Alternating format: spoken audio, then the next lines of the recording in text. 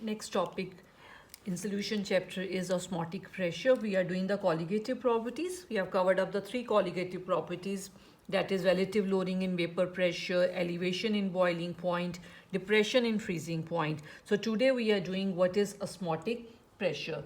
But before doing what is osmotic pressure, we should know what is diffusion, what is osmosis. So first we are doing is diffusion.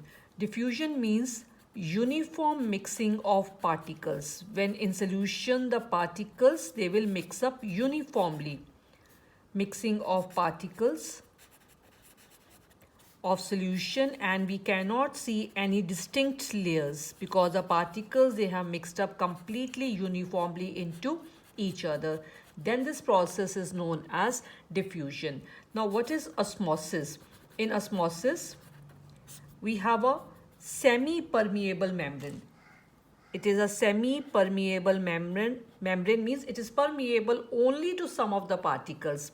Like this side we have low concentration solution and this side is a high concentration solution. The solvent particles from the low concentration side through semi-permeable membrane, they come to high concentration side. So remember, from the semi-permeable membrane, only the solvent particles, they can move from low concentration side towards a high concentration side.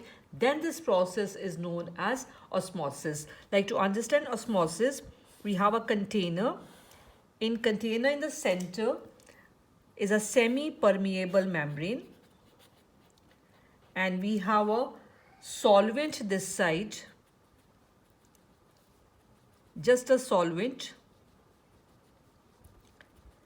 and this is a level here, and this side we are taking same level we have here is of the solution.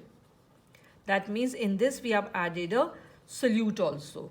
So if this side we have just a solvent and this side we have solution, that means this side the concentration is high and this side it is low. Now through semi-permeable membrane, what will happen? The solvent particles from low concentration side will start moving towards high concentration side, and this side the level of the solution will increase. Then this process is known as osmosis. Now further osmosis we can say is of two types. One is end osmosis and second one is exosmosis. Endo means in, exo means out. So here in this case, what will happen if we take a cell and outside here we have is solvent.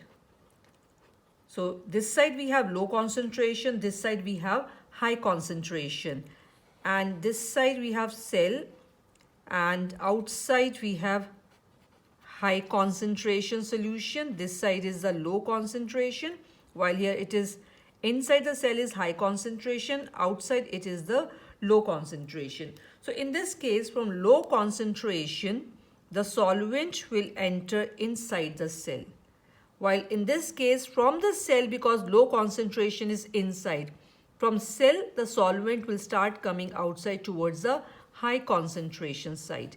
So here the solvent is moving inside end osmosis, and here from cell it is coming out. So this is exosmosis. To understand end osmosis and exosmosis, I'm taking one example here. We are taking two beakers. In one we are taking water, and in the second one we are taking a sodium chloride solution. In this we are just taking water, and in both these beakers we are placing egg. This outer layer is semi-permeable, so osmosis will take place here. In the first case, since here we have water, so this side is the low concentration, and inside here in egg is high concentration, while the sodium chloride solution has a high concentration, and inside the material, this egg, this has a low concentration. So in the first case, what will happen? From low concentration, the water, the solvent will start moving inside the egg. And because of this, the egg will swell. And this is end osmosis that has taken place. While in this case, from inside of the egg, the solvent will start coming out. And because of this, the egg will shrink. And in this case, the phenomenon taken place is X-osmosis. So these are the two examples of X-osmosis and endosmosis. Now we are doing semi-permeable membrane. Semi-permeable membrane. Its abbreviation is SPM. Now what is a semi-permeable membrane? A membrane through which only solvent molecules can pass. Only solvent molecules can pass through this membrane. And further it is, we can say, is of two types. First one is natural semi-permeable membrane. Examples of natural semi-permeable membrane are pig's bladder. Pig's bladder will act as a semi-permeable membrane, or we can take any vegetable or animal membrane. These are naturally occurring semi-permeable membranes. And the second one is artificial semi-permeable membrane. Artificial semi-permeable membrane examples are, we can take cellophane sheet,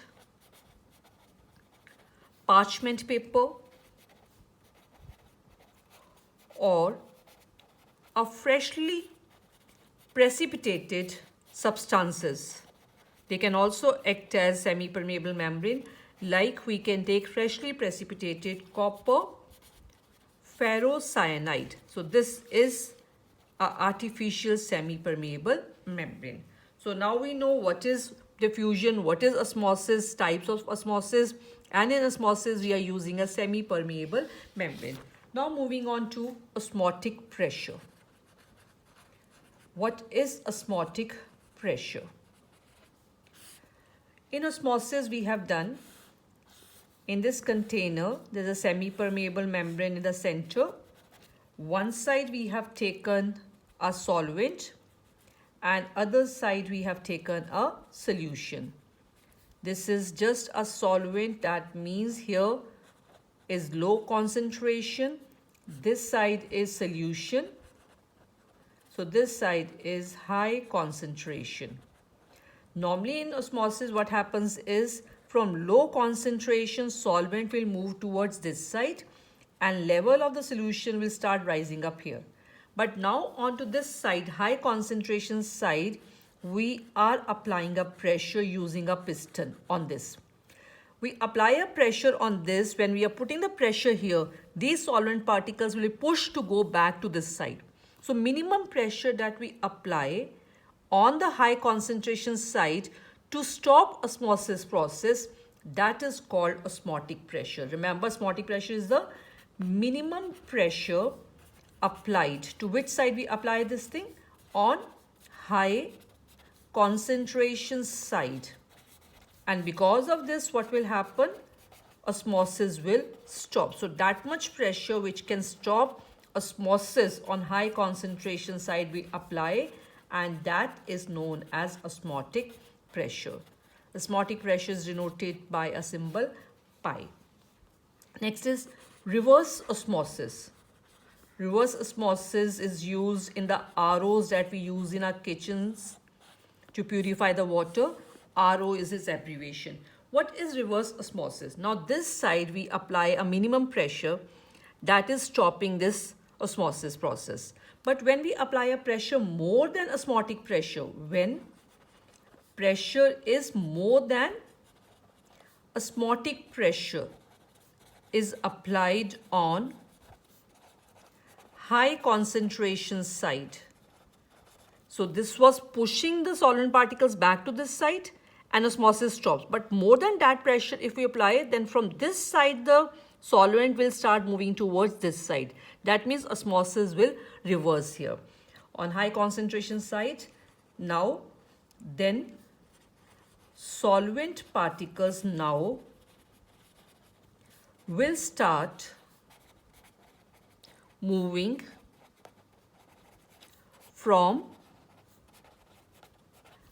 high concentration side towards low concentration side, and this is called reverse osmosis. One application of this reverse osmosis is desalination of seawater. To remove the salts from seawater, we take the help of reverse osmosis process. This is one example of, or one application of reverse osmosis, that is desalination of seawater. Now how this is done, this desalination of seawater, we take a big tank. In the center there is a semi-permeable membrane. This side we have outlet for water, and this side we are applying pressure using a piston. So there's a piston this side. Piston is used to apply pressure. This side is seawater. Seawater is collected this side of this big tank. And other side here we are taking just the fresh water. Water here does not have any salts in it, while seawater has salts in it, fresh water. And this side we apply the pressure more than osmotic pressure. So now in this case, from the high concentration side, the particles will start moving towards the low concentration side. So this side the water will come, and that water from here is taken out. This is the outlet for fresh water. And what will be left here? Salts are left this side. The semi-permeable membrane that is used in this case in desalination of seawater is cellulose acetate. This semi-permeable membrane is used here. Now after this we are doing expression for osmotic pressure. The formula for this osmotic pressure, and like I told you, symbol here for this is pi. Osmotic pressure is proportional to the concentration of solution. More is the concentration of solution, more is osmotic pressure. And osmotic pressure is also proportional to the temperature. So combine the two equations, we get pi proportional to Ct. Remove the sign of proportionality, we get a constant, that is R here. And concentration is equal to moles upon volume. So replace the concentration by N by V RT. In this formula, remember, volume we take in liter. Otherwise, normally we take volume in milliliters. Here it is in liter. The reason is the R value that we use here is normally 0.0821. Pressure, if we take atmosphere, liter per Kelvin per mole. Because here we have liter, that is why this volume has to be in liters. So this is expression for osmotic pressure. Now one more term we have here is isotonic solution. Isotonic solutions. Iso means same.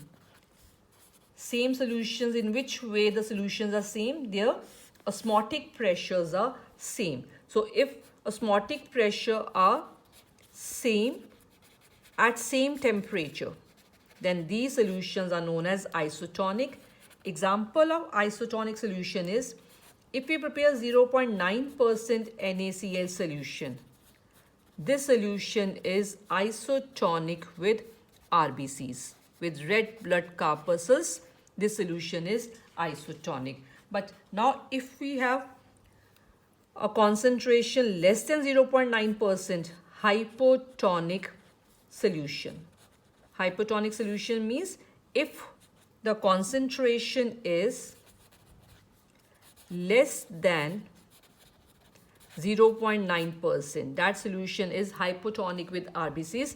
In this solution which has concentration less than 0.9%, if there are red blood corpuscles here, so outside the concentration is low and inside now it is more. So what will happen? From the low concentration side, the solvent will enter inside, and because of this, what will happen? Now these RBCs will swell and they can burst also, and this is known as hemolysis. Bursting of RBCs when they are placed in a solution with concentration less than 0.9%. Then hemolysis will take place, and this kind of solution is known as hypotonic solution. Next we have hypertonic solution. Hypertonic solution means if we prepare NaCl with concentration more than 0.9%, then that is hypertonic, and in this solution, we take this solution, concentration is more than 0.9% NaCl solution, and in this when we place these RBCs, now inside the RBCs the concentration is less, so now from inside the material will start coming out here. So when the material will come out, the solvent will come out into this NaCl solution, then these RBCs, they will shrink, and this shrinking of RBCs in this solution, this process is known as plasmolysis. So this is about what is osmotic pressure, our fourth colligative property.